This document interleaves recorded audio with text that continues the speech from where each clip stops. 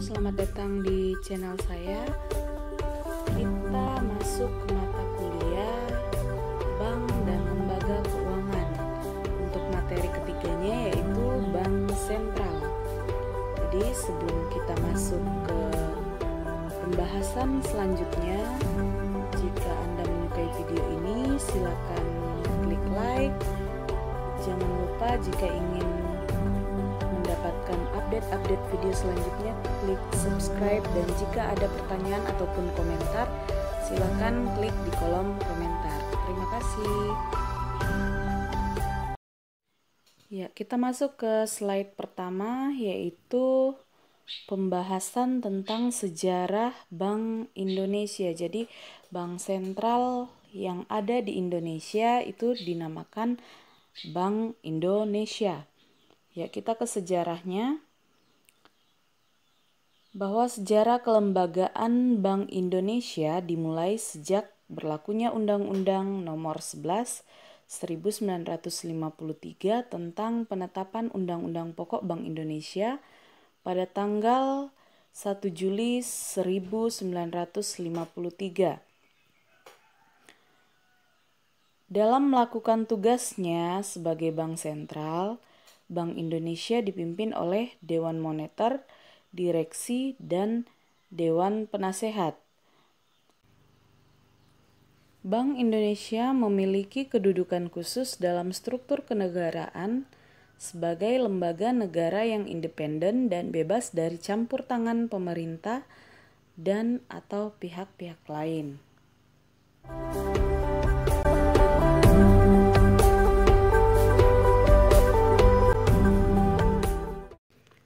The Javasche Bank adalah bank asing pertama yang dinasionalisasi dan kemudian menjelma menjadi Bank Indonesia sebagai Bank Sentral Indonesia. Jadi nama awal Bank Indonesia itu di masa kolonial Belanda yaitu The Javasche Bank.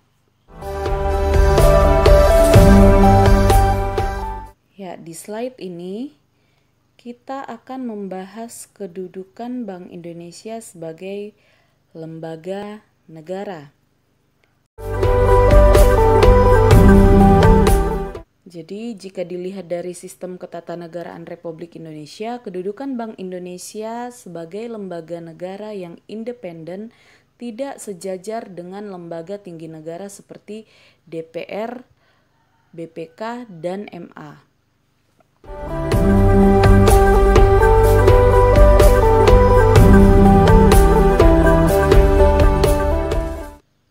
Meskipun Bank Indonesia berkedudukan sebagai lembaga negara yang independen, tetapi dalam melaksanakan tugasnya, Bank Indonesia mempunyai hubungan kerja dan koordinasi yang baik dengan DPR, BPK, pemerintah, dan pihak lainnya.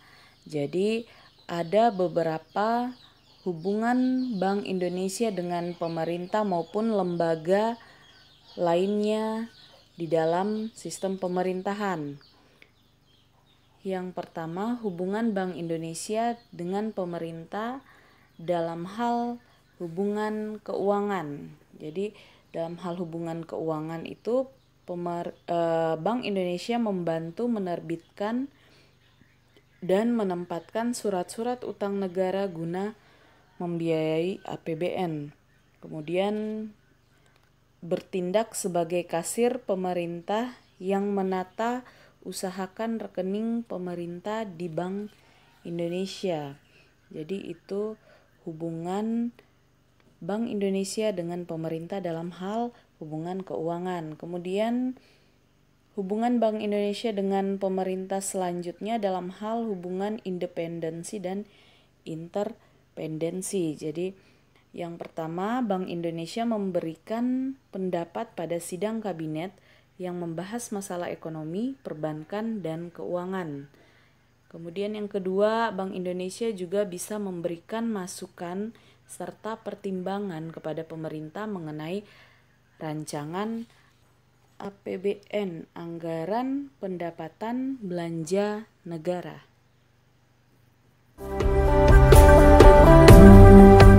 Di slide ini kita akan membahas kerjasama Bank Indonesia dengan lembaga lain. Jadi menyadari pentingnya dukungan dari berbagai pihak bagi keberhasilan tugas Bank Indonesia senantiasa bekerja sama dan berkoordinasi dengan berbagai lembaga negara dan unsur masyarakat lainnya. Kita bisa lihat yang pertama dengan Kementerian Keuangan. Jadi beberapa kerjasama dengan Kementerian Keuangan ini dituangkan dalam nota kesepahaman atau MOU. Jadi tentang mekanisme penetapan sasaran pemantauan dan pengendalian inflasi di Indonesia, kemudian nota kesepahaman atau MOU tentang Bank Indonesia sebagai proses agen di bidang pinjaman dan hibah luar negeri pemerintah. Kemudian ada juga dalam bentuk SKB atau surat keputusan bersama tentang penatausahaan penerbitan SBI Sun atau surat utang negara dalam rangka penyihatan perbankan. Kemudian hubungan Bank Indonesia dengan lembaga yang kedua yaitu Kejaksaan Agung dan Kepolisian Negara. Nah, ini surat keputusan bersama tentang kerjasama penanganan tindak pidana di bidang perbankan.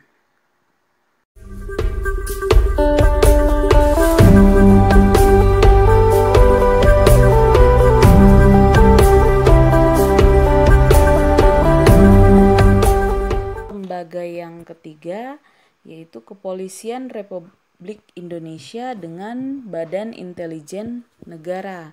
Jadi kerjasama antara BI dan lembaga ini dituangkan dalam nota kesepahaman atau MOU tentang pemberantasan uang palsu.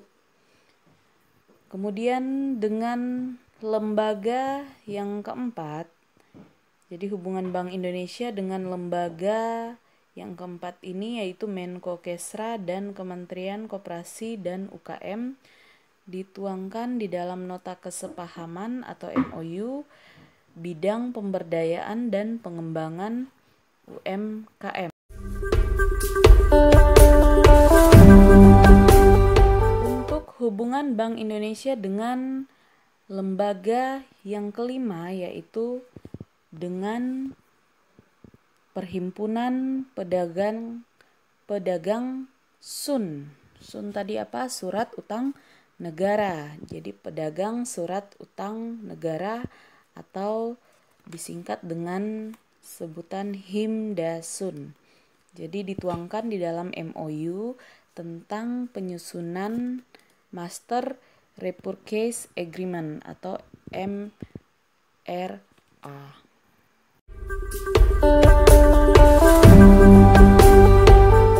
Slide berikutnya yaitu membahas tentang tujuan Bank Indonesia. Jadi tujuan Bank Indonesia dalam Undang-Undang Bank Indonesia secara tegas dinyatakan dalam pasal 7 bahwa tujuan Bank Indonesia adalah mencapai dan memelihara kestabilan nilai rupiah yang merupakan single objektif Bank Indonesia. Jadi, kestabilan nilai rupiah yang dimaksud dalam hal ini adalah kestabilan nilai rupiah terhadap barang dan jasa yang dapat dilihat dari perkembangan laju inflasi serta kestabilan nilai tukar rupiah terhadap mata uang negara lain yang terlihat dari perkembangan nilai tukar rupiah terhadap mata uang negara lain.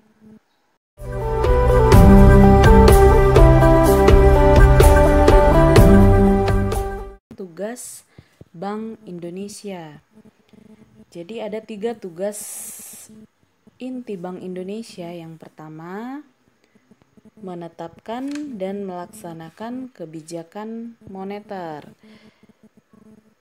Jadi dalam melaksanakan tugasnya ini, Bank Indonesia memiliki kewenangan untuk melaksanakan kebijakan moneter melalui penetapan sasaran moneter dengan memperhatikan sasaran laju inflasi serta melakukan pengendalian moneter dengan beberapa cara.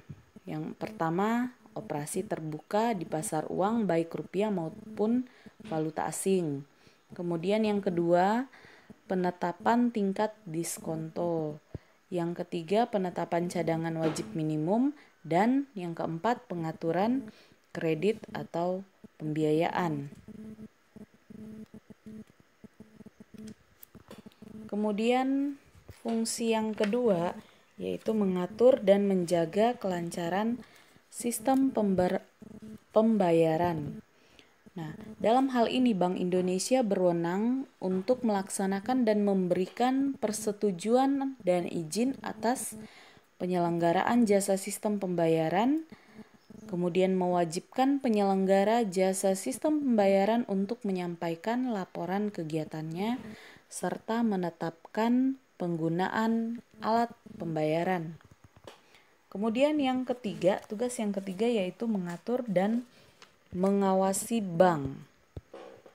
Nah, dalam rangka melaksanakan tugas ini, Bank Indonesia menetapkan peraturan, memberikan dan mencabut izin atas kelembagaan dan kegiatan usaha tertentu oleh bank, melaksanakan pengawasan bank, kemudian serta mengenakan sanksi terhadap bank.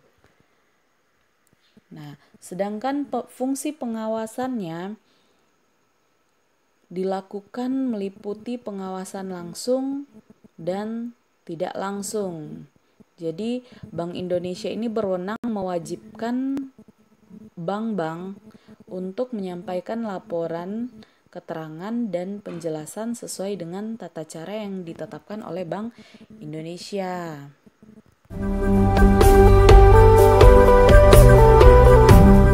Ya, di slide ini kita akan membahas tentang clearing Bank Indonesia. Jadi seperti yang sudah kita bahas pada slide sebelumnya, bahwa salah satu tugas Bank Indonesia adalah mengatur dan menjaga kelancaran sistem pembayaran. Nah, dalam kaitannya dengan pelaksanaan penyelenggaraan jasa sistem pembayaran sebagaimana yang dimaksud, pada pasal 16 Undang-Undang Bank Indonesia menyebutkan bahwa Bank Indonesia berwenang mengatur sistem clearing antar bank dalam mata uang rupiah ataupun dalam mata uang falas, ya, atau valuta asing. Ya, tetapi sebelum kita membahas itu kita harus mempelajari apa itu clearing. Ya, jadi yang dimaksud dengan clearing adalah pertukaran warkat atau surat-surat berharga, ya, atau data keuangan elektronik antar bank. Ya, jadi data keuangan elektronik ini adalah data transfer dana dalam format elektronik yang digunakan sebagai dasar perhitungan dalam SKNBI atau Sistem Clearing Nasional Bank Indonesia. Jadi clearing antar bank ini dimaksudkan untuk mempermudah cara pembayaran dalam upaya memperlancar transaksi perekonomian dengan perantaraan perbankan dan Bank Indonesia. Ya, jadi penyelenggaraan clearing antar bank tersebut dimaksudkan untuk mempermudah cara pembayaran dalam upaya memperlancar transaksi perekonomian dengan perantaraan perbankan sebagai bank peserta clearing dan Bank Indonesia yang bertindak sebagai penyelenggara clearing. Sehingga dengan adanya clearing diharapkan penggunaan alat-alat lalu lintas pembayaran giral di masyarakat dapat meningkat sehingga otomatis akan meningkatkan simpanan dana masyarakat di bank yang dapat digunakan oleh bank untuk membiayai sektor-sektor produktif di masyarakat.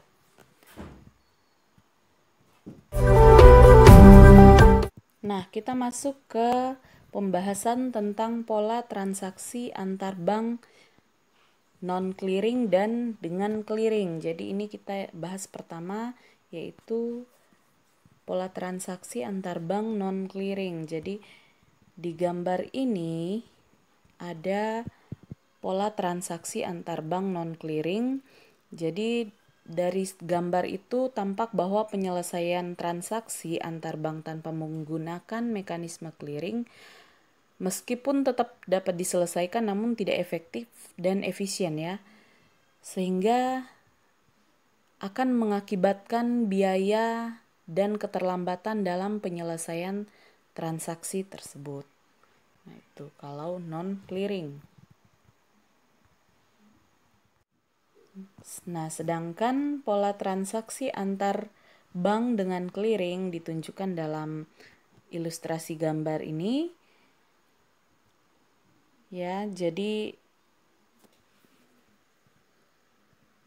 di situ terlihat kontras ya dengan penyelesaian transaksi antar bank non-clearing tadi ya.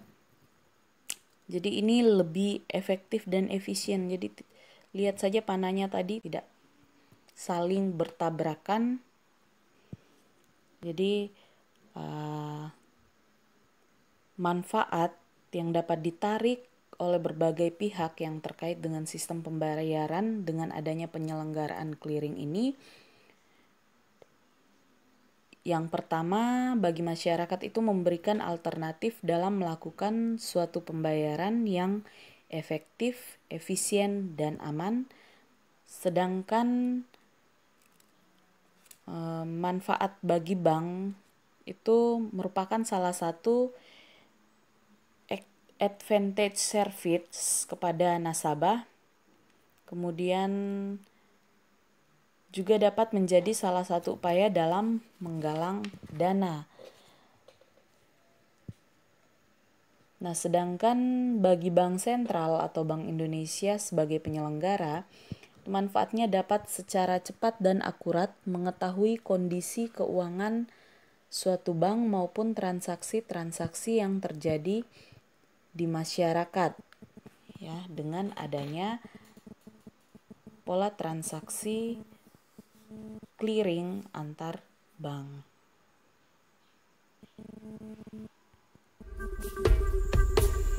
Ya, jadi kita masuk ke slide tugas.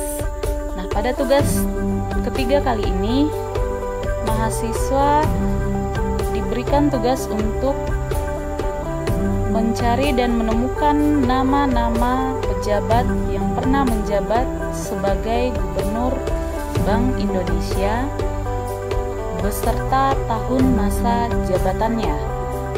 Jadi kalian uraikan siapa-siapa aja tuh yang pernah jadi Gubernur Bank Indonesia. Berikut di sampingnya tahun atau tahun masa jabatannya.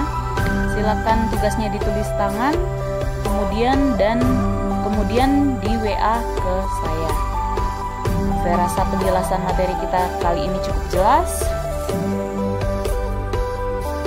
Dan selamat mengerjakan tugas ini. Terima kasih.